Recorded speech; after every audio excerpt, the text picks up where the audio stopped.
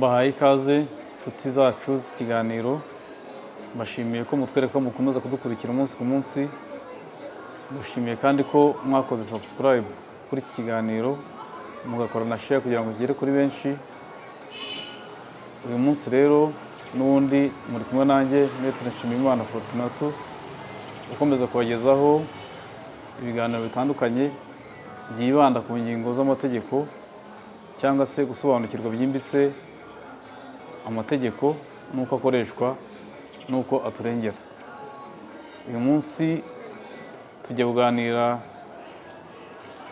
ku bijyanye n'uko wakwifata cyangwa wakwitwara igihe ufatiwe cyangwa ufashwe n'inzego z'umutekano cyangwa se izishinzwe gukurikirana ibyaha mu gihe ukekwaho icyaha. Igihe ukekwaho icyaha ukaba wafatwa n'urwego urwo rwose rufitiye ububasha, hari uko ugomba kwitwara, hari uburenganzira ufite n'inshingano ufite.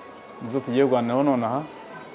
Ndagira ngo mbibutse ko kuba ukekwaho icyaha bitakuvanaho uburenganzira, bitaguhindura igicibwa, ahubwo ko ufite uburenganzira ndetse bugomba gukurikizwa igihe ugifatwa kugeza uburanishijwe.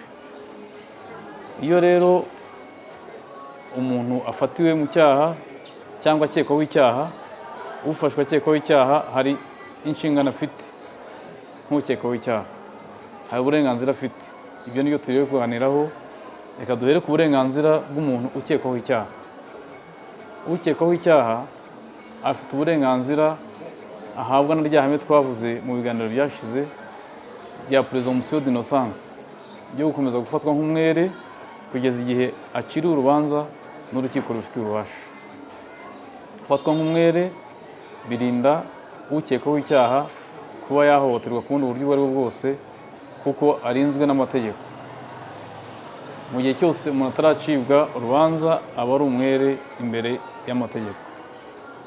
Bityo rero ufashwe akekwaho icyaha hagomba kubahirizwa ihame ryo gukomeza kuba umwere kugeza igihe azacibwa urubanza.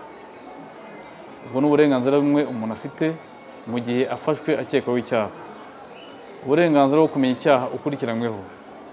Uje kugufata, tuvuge wenda urwego rw'ubugenzacyaha cyangwa se urundi rwego, rugomba kukumenyesha mu buryo bwumvikana icyaha ukurikiranyweho. Bakumenyesha icyaha ukurikiranyweho kugira ngo nawe ubashe kumenya uko witwara mu burenganzira uhabwa n'amategeko. Ufite kandi uburenganzira bwo kwiregura. Umaze kumenyeshwa cya cyaha ufite n'uburenganzira bwo kwiregura, ariko ufite n'uburenganzira bwo guceceka. Ndabisubiramo, ugukekwaho icyaha afite uburenganzira bwo guceceka. Icyo bimaze rero guceceka, bikurinda kwihamya icyaha, kwishinja icyaha, kuko mu byo uvuga ushobora gusanga wihamije icyaha kandi utakoze, kuko utazi igihe cyo kuvuga n'ibyo ukwiye kuvuga. Ahubwo igihe nk'icyo, iyo ubonye ko uri imbere z'inzego z'ubutabera uba ukeneye ubwunganizi, nabwo n'uburenganzira ufite. Ukurikiranyweho icyaha afite uburenganzira bwo gushaka umwunganizi. Si byiza rero ko ukekwaho icyaha yiyima uburenganzira bwo kutunganirwa, kuko kunganirwa n'umunyamategeko, umunyamategeko uzi amategeko azi igihe cyo kuvuga n'igihe kitari cyo kuvuga n'ibyo akwiye kuvuga. Ntibivuze kubeshya ubutabera, ariko nibura agufasha kwirinda kwishinja ibyaha cyangwa se kwemera ibyaha utakoze.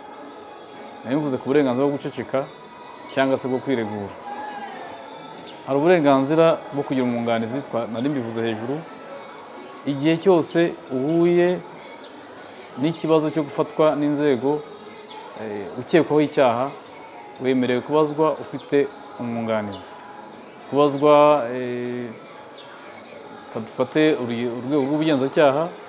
Iyo ufashwe n'urwego rw'ubugenzacyaha uba ugomba kubazwa ku cyaha wakoze cyangwa ku cyaha ukekwaho. Icyo gihe cy'ibazwa rero ugomba kumenyesha urwo rwego ko ukeneye umwunganizi, kugira ngo utaza kwiyambura uburenganzira uhabwa n'amategeko. Ukurikiranyweho icyaha kandi afite uburenganzira bwo gufatwa neza mu cyubahiro kigomba umuntu. umuntu ni umunyacyubahiro, umuntu afite ubudahangarwa.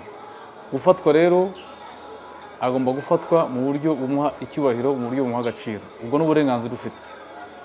Nta na rimwe ushobora gufatwa nabi n'inzego zishinzwe gukurikirana ibyaha. N'iyo bibaye haba hirengagijwe amahame n'amwe, ntabwo byemewe. Kera cyangwa se mu bihugu bimwe na bimwe hari aho usanga umuntu afatirwa mu cyaha bakaba bakuzirika amaboko n'amaguru. Ubwo ntabwo bihesha icyubahiro ubutabera, nta nubwo bihesha icyubahiro umuturage cyangwa ukurikiranyweho icyaha. Nibyo bavuga rero ngo umuntu agomba gufatwa neza mu cyubahiro kimukwiriye. Ukurikiranyweho icyaha kandi afite uburenganzira bwo kumenyesha umuryango ko yafashwe n'inzego z'ubutabera cyangwa se izindi nzego. Ubwo burenganzira agomba kubuhabwa bwo kumenyesha umuryango ibiharimo kugira ngo umuryango umugereho, cyangwa se umuryango umukurikirane. Ni uburenganzira bwawe. Igihe ubonye ko ugeze mu bihe nk'ibyo, babwire ko ufite uburenganzira bwo kuvugana n'umuryango wawe, uwo mwashakanye cyangwa se abana bawe cyangwa se ababyeyi bawe, kugira ngo bamenyeshe aho uri, babashe kugukurikirana. Ubwo ni uburenganzira ufite. Ufite kandi uburenganzira bwo gucibwa urubanza mu mucyo. Gucibwa urubanza mu mucyo naryo ni ihame, mu mahame twagiye tuvuga mu biganiro byabanje. Ubwo rero ni uburenganzira umuntu wese agomba kuba afite, azi kandi ko agomba gukoresha mu gihe agize ikibazo cyo guhura n'inzego cyangwa no gufatwa n'inzego zikurikirana ibyaha. Ubwo burenganzira urabufite. Ariko nubwo ufite uburenganzira, ufite n'inshingano. Iyo ufatiwe cyangwa ukekwaho icyaha, ntabwo bivuze ko ugomba kwitwara uko ushaka kose. Ufashwe cyangwa se ukekwaho icyaha, iyo afashwe agomba kwitwara, agomba kubaha inzego. Izo nzego agomba kuzubaha. Ntabwo ugomba kuzirwanya, ntabwo ugomba kuzibwira nabi. Ugomba kubaha urwego rw'ubutabera rukumenyesheje ko ukekwaho icyaha. Ugomba kurwubaha uko byagenda kose, kuko iyo utarwubashye uhura n'ingaruka. Abarwanya inzego rero bagize mu gihe bakekwaho icyaha, ugashaka kwirukanka, ugashaka kurwana ngo ucike, ayo ni amakosa. Ntabwo uba wubahirije inshingano z'umuntu ukurikiranyweho icyaha. Nubwo ufite uburenganzira, ariko ufite n'inshingano. Ukurikiranyweho icyaha kandi afite inshingano yo kuvugisha ukuri. Kuvugisha ukuri ntibivuga ko ari ukwihamya icyaha, ahubwo biganisha ku kwiyorohereza no guha inzego z'ubutabera amakuru, kuko iyo utayatanze n'ubundi ziba zizayamenya zikoresha iperereza. Ibyo rero kutavugisha ukuri bishobora kuba impamvu nkomezacyaha. Kandi impamvu nkomezacyaha nyine ufite ibyago byinshi by'uko ibihano byawe bizaba binini kurusha uko wavugisha ukuri imbere y'inzego z'ubutabera. Hari ukugira ikinyabupfura. Niba bakumenyesheje ko ukurikiranyweho icyaha, gerageza kugira ikinyabupfura imbere y'inzego zije kugufata, niba ari ukugufata cyangwa se zije kukumenyesha ibyo ukurikiranyweho. Kuko witwara nabi imbere y'inzego z'ubutabera, uba wikururira gukomeza icyaha cyawe, kugira impamvu nkomezacyaha. Kandi ibihano biba bizaza nyine biremereye kuko wabeshya inzego z'ubutabera. Ushobora kandi iyo bibaye ngombwa ko ucirwa urubanza, uba ugomba kwemera gushyira mu bikorwa icyemezo cy'urukiko, ahubwo ugahita ugira uburenganzira bwo kujurira, ariko utigometse ku byemezo by'inkiko. Kwigomeka ku cyemezo cy'inkiko n'ubundi biba bizashyirwa mu bikorwa, ahubwo ikibazo uhora nacyo ni uko bishyirwa mu bikorwa ku mbaraga.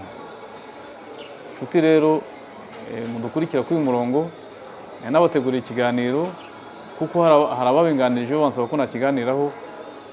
Ntabwo navuga ko tukiganiraho ku buryo bwimbitse, ariko nibura mbahaye amakuru makeya ku bijyanye n'uko wakwitwara mu gihe uhuye cyangwa ugize ingorane zo gukurikiranwaho icyaha.